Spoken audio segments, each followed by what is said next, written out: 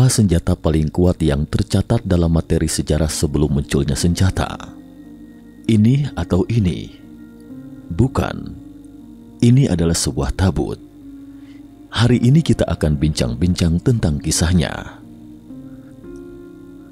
Tabut Perjanjian, senjata gaib paling kuat dalam catatan sejarah. Ketika bangsa Israel tiba di tanah Kanaan di mana Tuhan telah menjanjikan mereka melihat sebuah kota yang kokoh, yaitu Yeriko. Orang Israel membawa tabut perjanjian keliling kota selama 7 hari dan berteriak, maka runtuhlah tembok kota itu. Orang Israel merebut kota Yeriko. Apa? Senjata mematikan seperti apa ini? Tak disangka memiliki kekuatan yang dahsyat. Steven Spielberg menggunakan petunjuk ini membuat film Raiders of the Lost Ark dalam kisah Indiana Jones dan Nazi yang merebut tabut perjanjian. Rumor yang dikutip dalam film tersebut bahwa tabut itu adalah senjata ajaib yang ditinggalkan oleh para malaikat yang dapat membuat tentara tak terkalahkan. Apakah tabut perjanjian itu? Dalam kitab Keluaran, itu adalah tabut atau peti yang dibuat oleh Nabi Musa di bawah arahan Tuhan. Musa membebaskan bangsa Israel dari perbudakan Mesir. Dalam perjalanan, Tuhan memanggilnya dan menerima wahyu berupa 10 perintah Tuhan di Gunung Sinai, yaitu 10 perintah moral kepada bangsa Israel yang diukir di atas loh batu. Tuhan juga memerintahkan Musa untuk membuat peti khusus yang disebut tabut perjanjian untuk menyimpan 10 perintah Tuhan. Tuhan juga menjelaskan kepada Musa tentang bahan, dimensi dan proses pembuatan bait suci ini. Dalam Alkitab, 2 hal yang Tuhan perintahkan untuk dibuat adalah Bahtera Nuh dan bait suci ini. Setelah Musa turun dari Gunung Sinai, ia mencari seorang pengrajin terampil untuk membuat bait suci ini. Dan seperti inilah bentuk bait suci yang dimaksud. Dalam kitab Keluaran 25, Tuhan memberikan perintah spesifik seperti apa tabut perjanjian itu harus dibuat. Bahkan dalam Keluaran 40 dinyatakan bahwa saat Musa berada di atas gunung, dia diperlihatkan oleh Tuhan contohnya secara langsung. Tuhan sendiri memerintahkan buatlah sebuah tabut dari kayu penaga semacam pohon akasia. Untuk ukuran dari tabut perjanjian, dalam Keluaran 25 ayat 10 dituliskan bahwa 2,5 hasta panjangnya, 1,5 hasta lebarnya, dan 1,5 hasta tingginya. Kalau dikonversi, panjangnya sekitar 114 cm, tinggi sekitar 70 cm, dan lebarnya 70 cm. Selain dibuat dari kayu penaga, Tuhan juga memerintahkan agar tabut itu dibalut dengan emas murni, baik bagian dalam maupun luar dari tabut perjanjian itu. Namun untuk tutup dari tabut itu dalam Keluaran 25 ayat 17, tutup yang disebut sebagai tutup pendamaian itu harus dibuat dari emas murni dengan panjang 2,5 hasta dan lebar 1,5 hasta dengan 2 patung kerub yang sayapnya terbuka dengan ujung-ujungnya saling bertemu. Apa yang ada di dalam tabut Tuhan?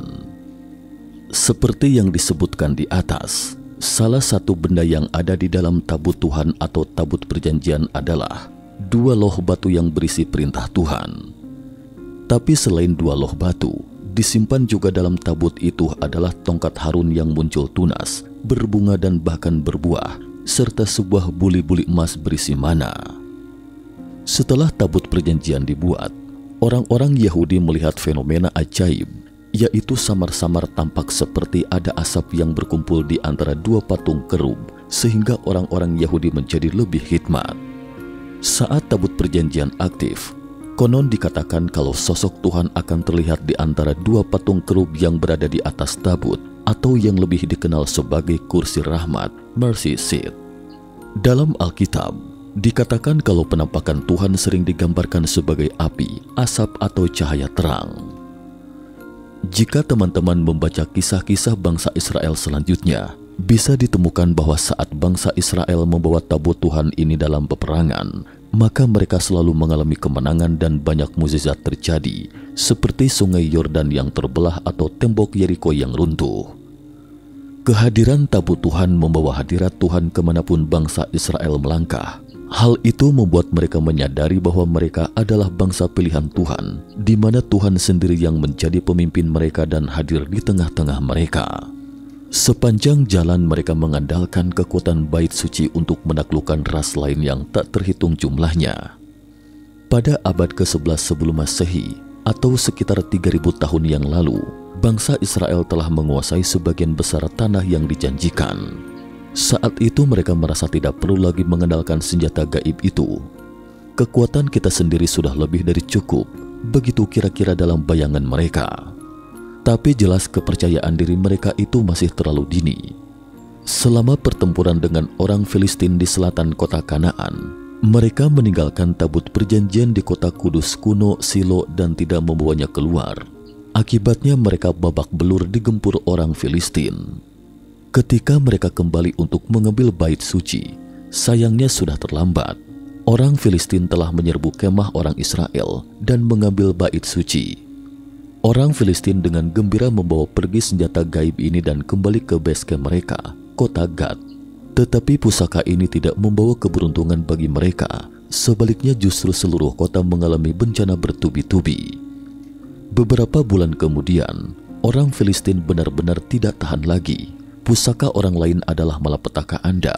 Jadi mereka mau tak mau mengembalikan bait suci itu kepada orang Israel. Sampai pada masa kerajaan Raja Salomo, raja yang dikenal akan kebijaksanaan dan kekayaan ini kemudian memutuskan membangun istana di Yerusalem untuk menyimpan tabut perjanjian. Hanya tetua tertinggi Yudaisme yang dapat mengunjungi tempat ini setahun sekali. Di bawah sistem kerahasiaan dan keamanan tingkat tertinggi inilah, tiba-tiba pada suatu hari antara abad ke-10 sebelum Masehi dan abad ke-16 sebelum Masehi, semua catatan dalam tabut perjanjian tiba-tiba raib entah kemana. Ketika tentara Babilonia sibuk mencari tabut perjanjian setelah menyerbu Yerusalem pada 586 sebelum Masehi, mereka hanya menemukan suasana hening di dalam istana. Senjata gaib bangsa Israel yang paling kuat telah raib tanpa jejak. Di mana tabut perjanjian atau bait suci itu? Dan ini pun menjadi misteri berabad-abad. Mengapa tabut perjanjian itu begitu sakti? Sebelum mencari tahu keberadaan senjata gaib pertama ini, mari kita bahas dulu sejenak pemahaman masyarakat modern tentang senjata gaib ini. Mengapa bait suci ini begitu sakti? Ada yang mencoba memberikan penjelasan ilmiah. Dari Musa hingga penerusnya Yosua, mereka menemukan bahwa tabut perjanjian itu adalah pedang bermata dua, dapat memberikan pukulan telak bagi musuh, tetapi juga sekaligus mematikan bagi diri sendiri. Menurut catatan Alkitab, siapapun yang coba-coba menyentuh bait suci secara gegabah akan disambar petir dan tewas seketika. Artinya peti berisi bait suci ini memiliki pelepasan listrik yang fatal. Bangsa Israel bahkan juga sangat berhati-hati melayani bait suci ini. Dari mana datangnya listrik yang tersimpan di dalam bait suci? Bait suci ini berupa peti 3 lapis dengan balutan emas di bagian dalam dan luar. Sekilas terlihat seperti perangkat elektromagnetik. Menurut Dr. Michael Dennin dari University of California, bahwa dinding bagian dalam tabut perjanjian bermuatan listrik positif dan muatan negatif pada bagian luar, mirip dengan prinsip kerja kapasitor. Para imam Yahudi mengenakan pakaian pelindung penuh ketika mereka menggunakan bait suci untuk meruntuhkan tembok Yeriko. Pakaian itu dipenuhi dengan permata dan kepingan batu mulia.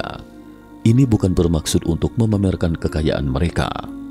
Menurut Dr. Dennin dan mereka yang memiliki pandangannya yang sama, tabut perjanjian adalah sebuah kapasitor.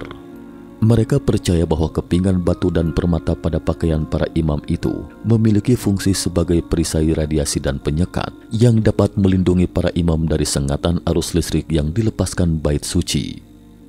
Lalu bagaimana proses penyimpanan listrik? Saat berjalan di gurun yang terik dan gersang, orang yang membuat tabut perjanjian akan terus menghasilkan listrik statis melalui gesekan di bawah terik matahari.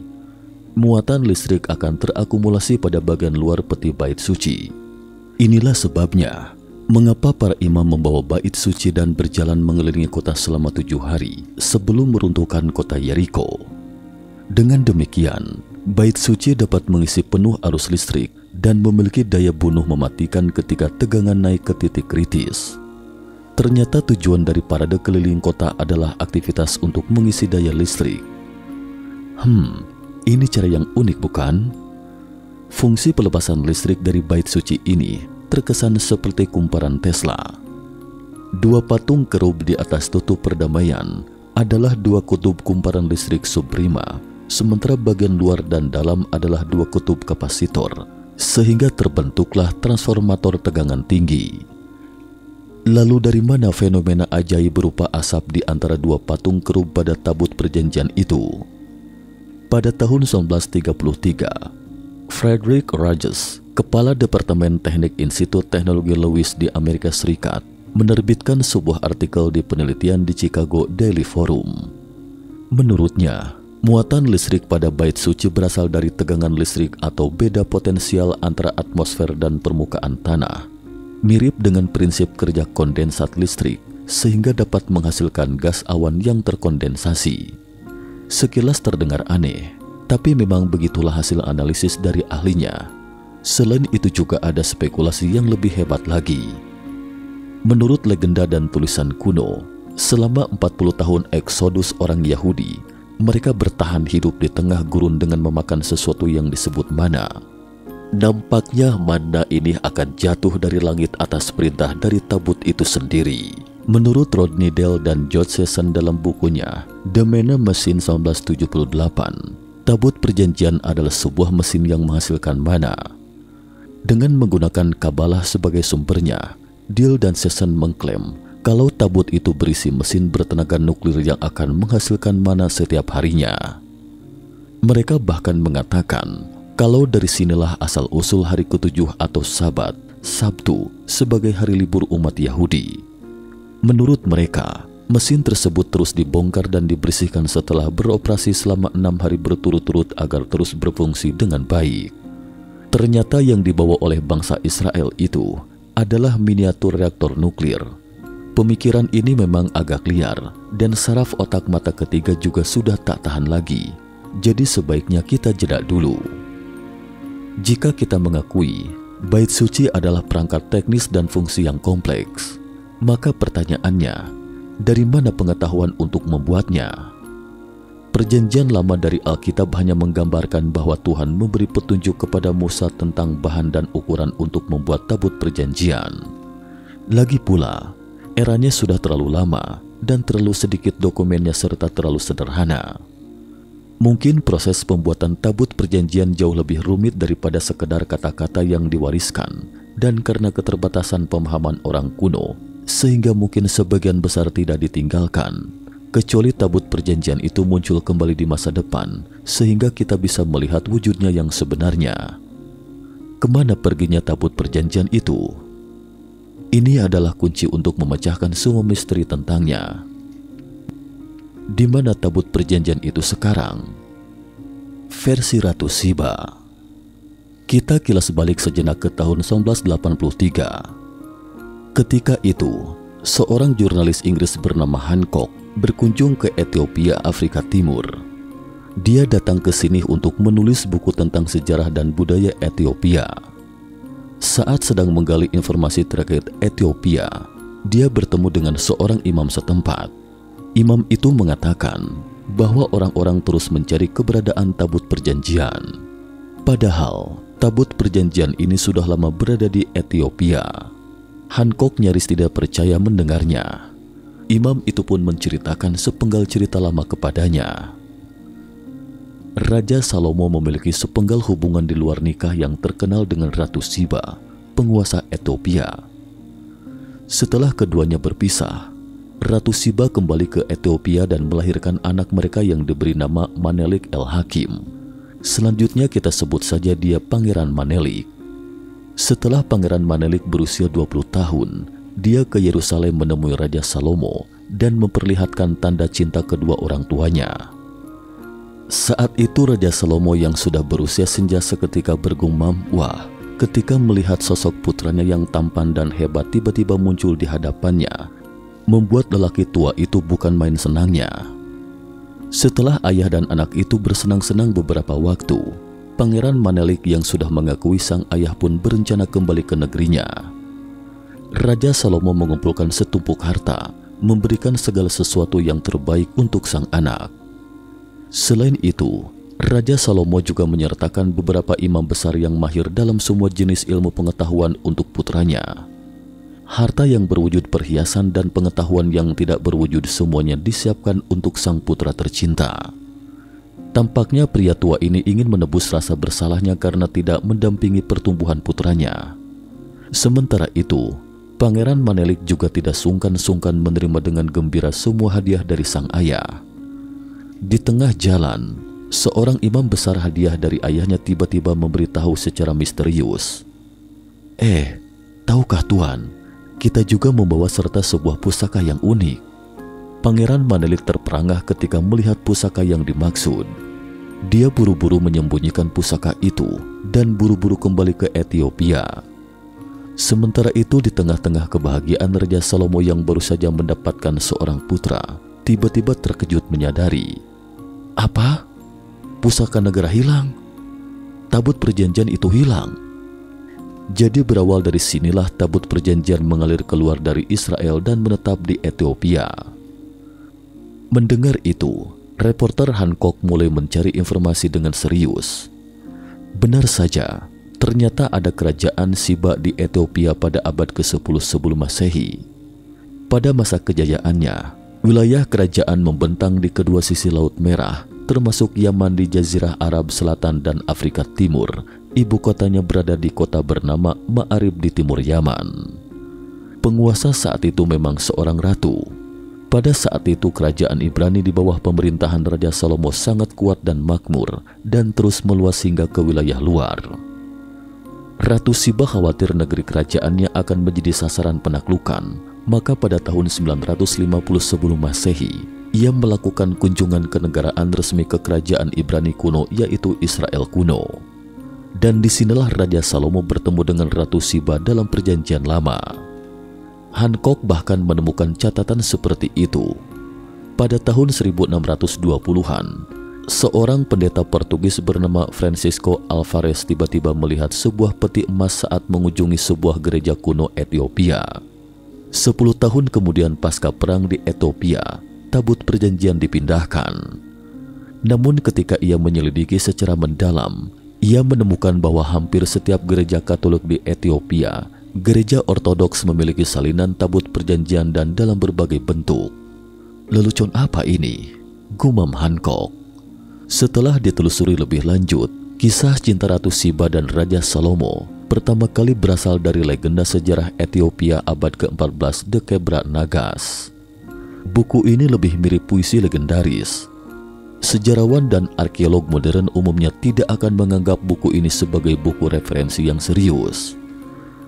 Petunjuk tentang tabut perjanjian pun menjadi kabur. Meskipun kisah glamor antara Ratu Siba dan Raja Salomo mungkin tidak begitu dapat diandalkan, tetapi kisah itu mengungkapkan satu petunjuk penting, yaitu orang yang mencuri tabut perjanjian bukanlah pangeran Ethiopia, tetapi tetua Yahudi yang melakukannya sendiri. Di mana tabut perjanjian itu sekarang? Versi tetua Yahudi. Karena tidak ditemukan pada pangeran Ethiopia, jadi dialihkan pada orang-orang Yahudi. Reporter Hancock memutuskan menelusurinya dari komunitas Yahudi di Ethiopia untuk mencari petunjuk baru yang dapat diandalkan. Upaya kerasnya itu memang tidak sia-sia. Seorang penatua senior Yahudi di Danau Tana, Ethiopia, menuturkan kepadanya bahwa memang ada sekelompok orang Yahudi yang tinggal di Aswan, Mesir pada lebih dari 600 sebelum Masehi. Mereka membangun sebuah kuil besar untuk mengabadikan tabut perjanjian, namun belakangan kuil itu dihancurkan. Orang-orang Yahudi membuat tabut perjanjian dan pergi jauh-jauh ke selatan di sekitar Danau Tana dan menetap di Ethiopia. Sampai di sini, meskipun Hancock skeptis, tapi beberapa dugaannya terbukti dan arahannya semakin kuat, dan kepercayaan dirinya untuk memecahkan misteri itu pun semakin kuat. Pada saat yang sama, ia juga menemukan beberapa keanehan dalam kitab Raja-Raja dalam Perjanjian Lama. Buku tersebut menyatakan bahwa Raja Manasye, seorang penguasa Yahudi yang memerintah dari tahun 687 sebelum Masehi hingga 642 sebelum Masehi, mengesampingkan tabut perjanjian ketika ia melakukan penyembahan berhala sehingga membuat Tuhan marah. Setelah mangkat, Raja Yosia naik tahta. Ketika Raja Yahudi yang baru ini mulai mengembalikan kepercayaan tradisional, tidak ada lagi catatan tentang tabut perjanjian. Menurut catatan ini, Hancock berspekulasi bahwa ketika Raja Manasye bertindak sembrono itulah saat hilangnya tabut perjanjian. Dibandingkan dengan kisah cinta Ratu Siba dan Raja Salomo, Hancock merasa petunjuk ini jauh lebih dapat diandalkan. Lalu ia pun segera terbang ke Aswan, Mesir untuk penyelidikan lebih lanjut. Keberadaan kuil dan komunitas Yahudi pada 600 sebelum Masehi memang pernah eksis ketika itu.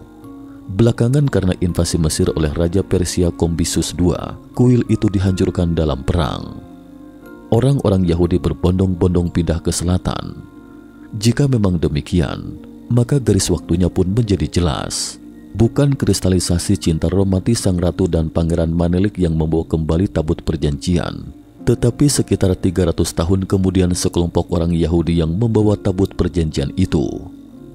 Mungkin karena Raja Manasye secara terang-terangan mengabaikan perjanjian dengan Musa dan Tuhan dengan melakukan penyembahan berhala, beberapa tetua Yahudi yang putus asa kemudian menyelundupkan benda keramat yang diabaikan itu ke Mesir.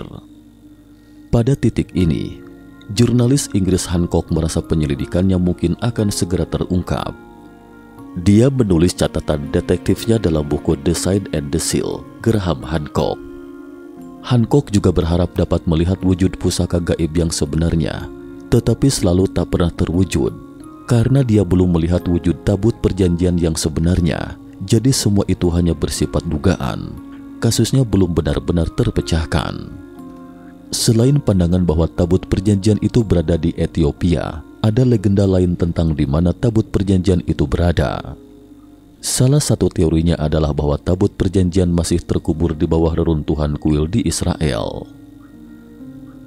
Di mana tabut perjanjian itu sekarang? Kemungkinan di titik lokasi lain. Ada teori lain bahwa kesatria Kenisah menemukan tabut perjanjian di Yerusalem, tetapi kemudian kota suci Yerusalem direbut oleh Saracen. Para kesatria khawatir benda keramat itu akan jatuh ke tangan Saracen. Jadi sebelum kota itu jatuh, tabut perjanjian itu diam-diam dibawa pergi. Kemudian setelah beberapa kali pindah tangan, sekarang berada di Pulau Oak, Provinsi Nova Scotia, Kanada. Namun teori yang paling meyakinkan saat ini adalah bahwa tabut perjanjian itu berada di Ethiopia. Tetapi para pendeta yang mempertahankan tradisi keagamaan akhirnya memutuskan untuk tetap merahasiakannya. Satu hal yang membingungkan adalah mengapa tabut perjanjian yang pernah melindungi bangsa Israel akhirnya meninggalkan Israel. Mengapa benda keramat itu tidak lagi menunjukkan kekuatan gaibnya untuk melindungi bangsa Israel yang selalu ditimpa bencana? Benda-benda pusaka zaman dulu ini memiliki karakter dan spiritualitasnya. Benda pusaka itu melihat bahwa iman orang-orang kepada Tuhan terus melemah hingga akhirnya memilih untuk pergi dan menyembunyikan kekuatan gaibnya. Namanya juga benda pusaka, bersifat keramat dan memiliki karakternya masing-masing. Mereka dapat memilih kapan harus dilihat oleh dunia dan kapan harus bersembunyi. Cukup sekian dulu topik kita hari ini. Jika suka dengan video mata ketiga, jangan lupa like, subscribe, dan share. Terima kasih atas perhatiannya dan sampai jumpa di episode berikutnya.